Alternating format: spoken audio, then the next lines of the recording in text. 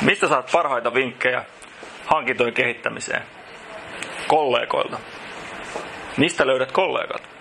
Hankintafoorumin roundtableista. Erinomaisia alustuksia, hyviä keskusteluja, paljon ideoita oman hankintatoimen kehittämiseen.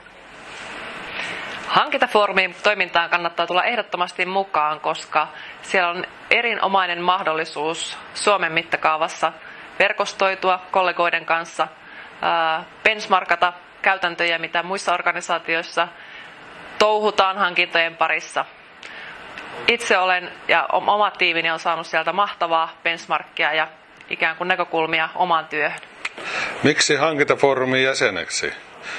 Saat kontakteja, saat osaamista, pystyt vaikuttamaan asioihin, mitä Suomessa kannattaa kehittää osaamisen puitteissa. Kannattaa liittyä. No, olen ollut mukana hankintafoorumin toiminnassa nyt 3 vuotta ja harmittelen eritoten sitä, kun en enää ole mukana työelämässä, että en tullut mukaan jo aikoja sitten. Mutta jatkan tässä siksi, että minulla on ollut mentoroitavia 4 nuorta hankintaosaajaa, josta olen saanut voimaa, uusia ideoita. Tämä on ollut aivan superhienoa. Lokyn-foorumit tarjoavat yrityksille ja yhteisöille puolueettomat puitteet yhteistyöhön ja verkostoitumiseen. Ota minuun yhteyttä, jos haluat mukaan Lokyn foorumitoimintaan.